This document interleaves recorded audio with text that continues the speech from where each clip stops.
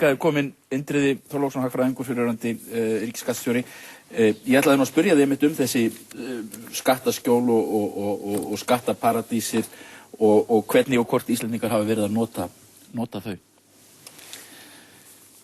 Já, það kannski erfitt að svara mér nákvæmlega það, en það náttúrulega allra vitorðu og hefur verið viðfangsefni skattyfirvalda víða heim og samtaka ríkja eins og í OECD og á fleiri vígstöðum Evrópusambandsins að berjast við þessi skattaskjól og ástæðan einfaldlega sú að það liggur fyrir vitneskju að þau eru notuð til þess að fela tekjur, fela fé og komast hjá skattlagningu í heimalandinu. Og það nú kannski líka ástæðan til þess að land sé lágskattaland eins og Ísland hefur í sjálfu sér ekki mikil áhrif í þá veru að halda fénu hér heima vegna þess einfaldlega að hvað maður segja, í þessum skattaskjólum nánast ekki borgaður neitt skattur, það borguð einhver svona málamyndagjöld og þannig að hagnaður af því að koma fénu þarna fyrir alltaf verulegur. Þú hefur fjallað það áður að það þetta eignarhald á íslensku fyrirtækjum, hvernig menn í þessari útrás, hvernig menn komu eignarhaldinu fyrir í útlöndum. Já, ég kannaði þetta og skrifaði smá greinar þetta sem ég hef birt. Þar sem að, niðurstaða mín svo að, athyglisverður hlutur eða stór hlutur af eignarhaldi á íslensku fyrirtækjum í höndum erlendra aðila. Það að segja aðila sem eru svona formlega séð erlendis, einstaklingar eða í flestum tilvikum félög sem eru skrásett erlendis. Sem Íslendingar eiga en eru skráð erlendis? Það kann að vera, þær upplýsingar ég hafa ekki reyndar leitt það í ljós því ég hef ekki aðgang að þeim. En það margt sem bendir til þess, það sem ég byggi meðal annars á upplýsingar frá Seðlabankanum hvaðan erlend fjárfesting til Íslands kemur og hvar íslensk fjárfesting í erlendis staðsett. En þetta falið eignarhald? Já, þetta falið eignarhald og það sem kannski líka athyglisvert í þessu að það liggur ekki alltaf í augum uppi. Menn tala að félög hér séu eigu íslenskra aðila. Íslenskir aðilar koma hér fram sem talsmenn.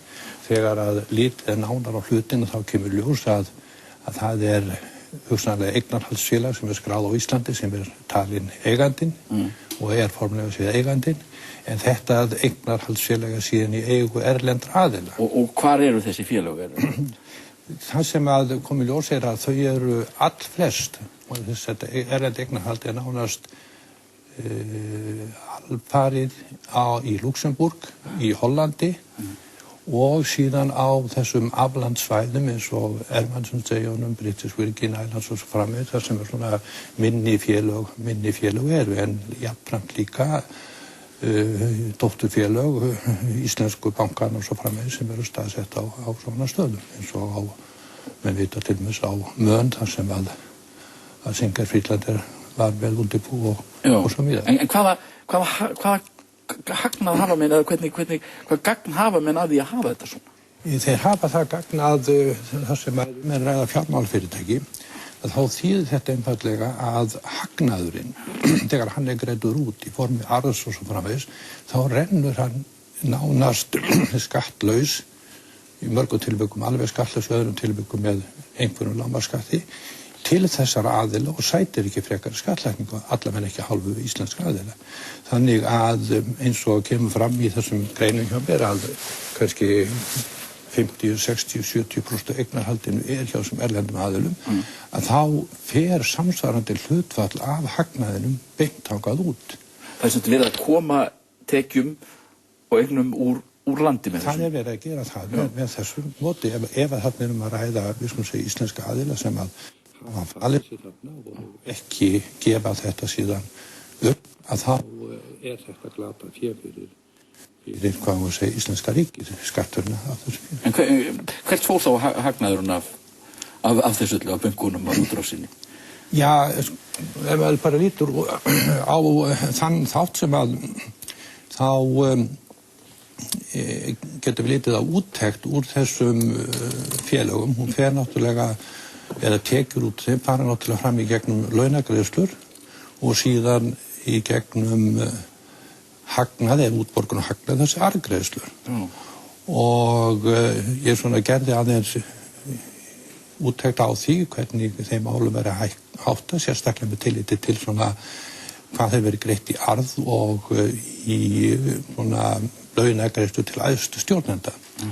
Og þá kemur í ljós að á síðustu 3 árum hafa eitthvað 80 milljarðar verið greiddir út sem arður og sem laun til stjórnenda, þar að segja bankaráða, bankastjóra og eitthvað svona kannski 10 manna í viðbót sem verið í svona efsta stjórnarleginu. 80 milljarðar, já. Það vil 80 milljarðar. Já.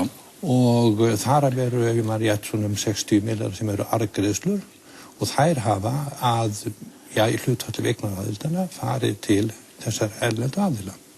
En sko, þú sko segir það og að sko það sé mikil, þessi félög sem bankarnir hafa stofnað hafi verið í mikilli þjónustu fyrir þá sem eru, hvað heitir það sko, high wealth individuals?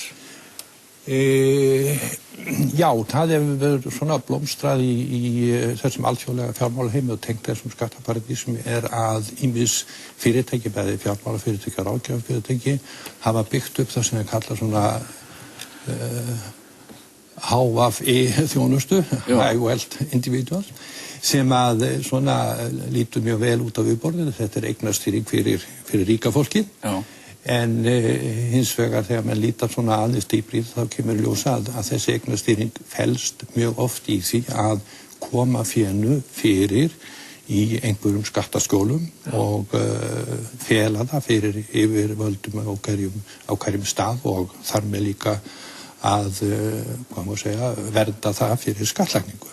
En sko, menn reyndar þessi skattaparadísastefna, hún sætir náttúrulega mikil gagnrýni í til dæmis Þýskalandi, Bretlandi, Þýskalandi til dæmis eftir að komst þar upp að þekkt fólk, ríkt fólk hafði verið að skjóta peningum undan til Liechtenstein. Þetta var ólegt hneyksli í Þýskalandi.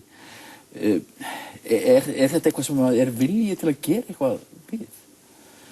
Já, það er kannski það virkar svo óréttlátt. Já, sko, staðreyndin er enda svo að á síðustu svona 15 árum hefur verið mjög virk vinna á vegum OECD, á vegum Evrópusambandsins til þess að vinna gegn þessu. Hún hefur borið árangur með ýmsum hætti. Flest ríki hafa bætt sína löggjöf, þeir hafa sett sérstakar reglur svona skattlagningu eignarhaldsfélaga og skyldu til þess að telja fram slíkar eignir. Það hefur ekki verið gert hér á landi. Löggjöfin er mjög rúm hér. Já. Þar að þau ekki hafa ríkin sem Bandaríkin til dæmis lagt á skyldu á alla sem að veita svona þjónustu, þar að segja ráðgjafafyrirtæki og fjármálafyrirtæki aðra, að halda lista yfir alla sína kuna sem að eru í svona erlendum höfnum og afhenda þessa lista skattyfirvöldum ef það er þeirra krafist. En það er ekkert svona hér? Nei. Bretar hafa haft þá reglu og náð því fram að breskir bankar eru skyldugir til þess að gefa upplýsingar viðskiptavini erlendra dótturfélaga. En það er ekki svona hér? Það er ekki svona hér. Þannig að það er löggjöf hér og ráðstafanir til þess að vinna gegn þessar þróun eru mjög veikar og ekki sambærilega því sem að gert hefur verið í öðrum löndum. En segðu mér eitt bara í lokin. Nú er verið að tala um að selja kaupþing í Luxemborg til erlendra aðila. Er ekki nauðsynlegt að við getum haft aðgang að upplýsingunum sem er í kaupþingi í Luxemborg? Sko, ég held að það fari ekki á milli mála að því leyti sem að íslenskir aðilar hafa tekið þátt í svona starfsemi, þá hefur það farið fram í gegnum útibúin. Það fer formlega trúlega ekki gegnum heimastöðvarnar því að þær eru svona ríkari upplýsingarskyld af þeim og þannig að hjá þessum aðilum eru vafalaust upplýsingar ef ef að slíka starfsemi hafi hún farið fram, þannig að þarna náttúrulega nokkuð í húfi ef menn hafa áhuga á að upplýsa þessi mál betur. Þannig að þú telur að við þurfum að fá þessu upplýsingar? Ég tel að ef menn vilja rannsaka og kanna þessi mál til hlítar þá sé það nauðsynlegt. Já. Indriði, ég þakka þér kærlega fyrir komuna í þáttinn. Takk fyrir.